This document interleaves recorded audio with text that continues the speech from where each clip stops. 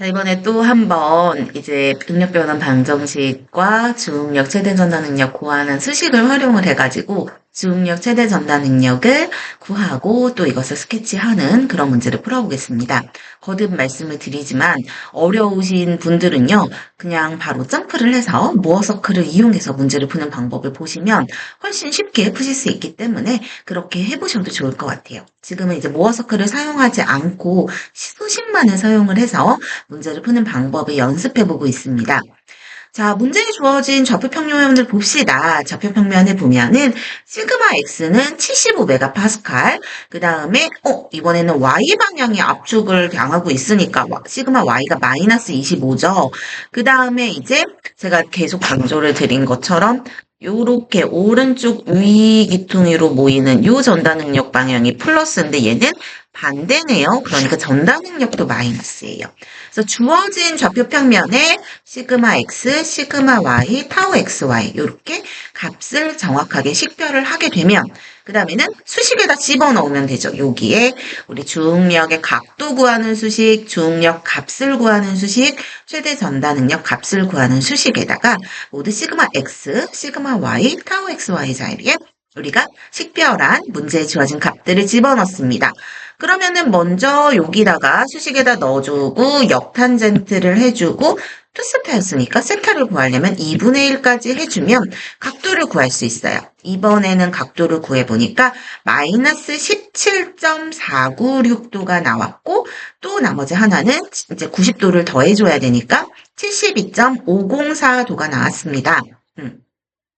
그래서 정확하게 하려면은 이것을 이제 응력 변환 방정식에다 세타에다가 구한 값을 넣어주면은 좀 더 정확하게 각 각도별의 주응력 값을 구할 수 있다고 말씀을 드렸지만 굳이 그렇게 하지 않고 그냥 주어진 이런 수식에다가 그냥 값을 그 세 개의 독립적인 능력 성분 시그마 x, 시그마 y, 타우 xy 값을 집어넣으면 최대 주응력 하나 이렇게 86.033이 나왔네요. 최소 주응력 하나 마이너스 36.033이 나왔습니다.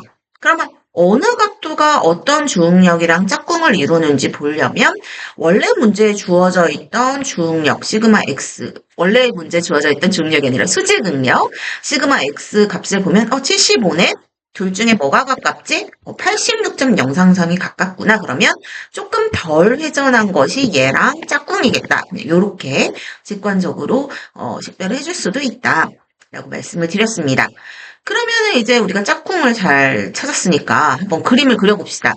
말씀드린 것처럼 원래 좌표평면이 이렇게 있으면 반시계 방향으로 회전을 하는 게 플러스 기준이라고 했어요. 그러니까 마이너스 17.496도다 그러면 17.496도를 플러스 방향으로 플러스 방향이 아니라 시계 방향으로 이렇게 거꾸로 회전을 해줘야 되겠죠.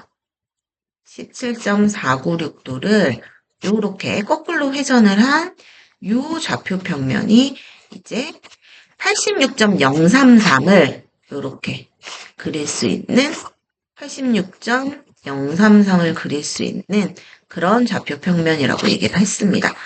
그러면 물론 우리가 이거를 또 새롭게 따로 그려서 90도를 이제 완전히 이렇게 반시계 방향으로 회전을 해가지고 하나 더 그려줄 수도 있지만 제가 말씀드린 것처럼 이 평면을 90도 이렇게 회전하면 이 평면이 될 거잖아요. 그래서 그냥 한 번에 주응력을 그려줄 수 있다. 그래서 이쪽 평면에다가는 마이너스 36.034 마이너스니까 압축으로 그려야겠죠. 마이너스 36.033을 이렇게 한 좌표 평면에 그림을 그려줄 수가 있습니다. 뿐만 아니라 전달 능력까지 최대 전달 능력은 또 45도 회전한 그런 면이기 때문에 거기다가 그림을 그려주면은 될 것 같아요.